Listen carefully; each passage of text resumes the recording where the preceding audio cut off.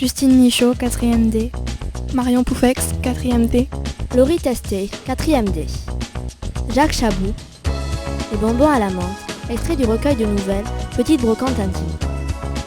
Fiche technique, bonbons à la menthe, friandise détestable, placée dans un papier transparent et brillant au dépliage.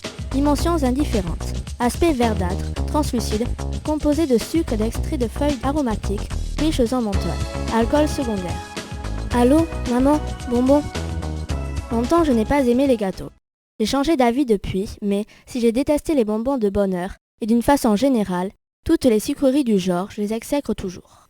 En cherchant bien, je peux cependant me souvenir avec sympathie d'un chewing-gum large, plat et poudré de sucre, au parfum douteux, à la couleur fluorescente, que j'achetais près de l'église de la Rédemption à Lyon pour y trouver des vignettes de joueurs de football dont je faisais collection.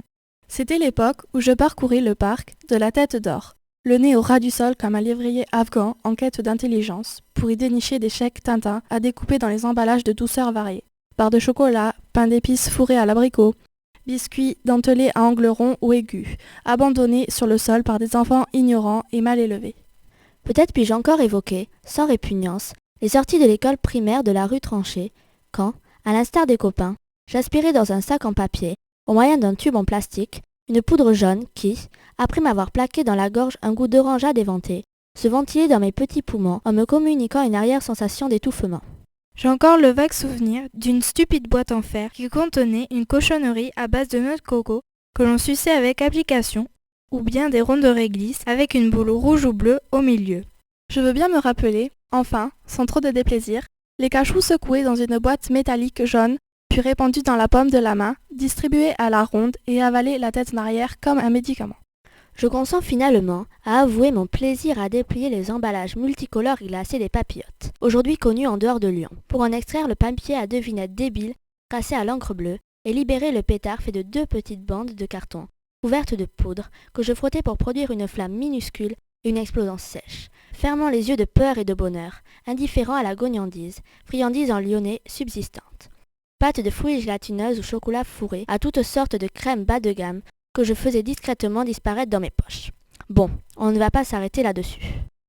Qu'on se le dise et le redise, j'ai détesté les bonbons de bonheur et je n'ai jamais changé d'avis à ce sujet.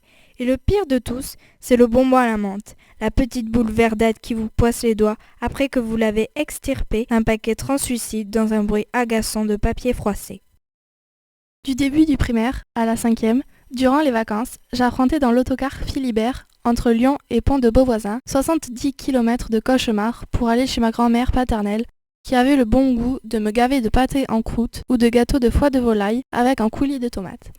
Des nourritures salées, autrement plus subtiles que les roux douceurs sucrées des sorties de l'école. Dans ce temps-là, les voyages en automobile et en autocar me chaviraient le cœur. Tout y concourait, le rythme des arrêts et départs, les courbes traîtresses des virages, l'odeur du cuir et les roulants de gasoil ou d'essence. Au long de chaque parcours, ou presque, je luttais avec courage contre des vagues de nausées, que je parvenais le plus souvent tant bien que mal à maîtriser dans le silence. Un jour, sur le chemin du retour à Lyon, près de Bourgoin, une vieille dame compatissante, avisant mon visage pâle couvert de sueur, mes dents serrées, mon corps recroquevillé sur sa douleur, pour contenir la montée du mal, une vieille dame compatissante donc déplia un bonbon à la menthe et me le tendit. Le sirupeux arôme mentholé vint se mêler à l'effroyable senteur du car, libérant mon estomac de ses ultimes hésitations, ouvrant ma bouche sur un jaillissement libérateur dans la honte et la puanteur. Saleté de bonbons à la menthe!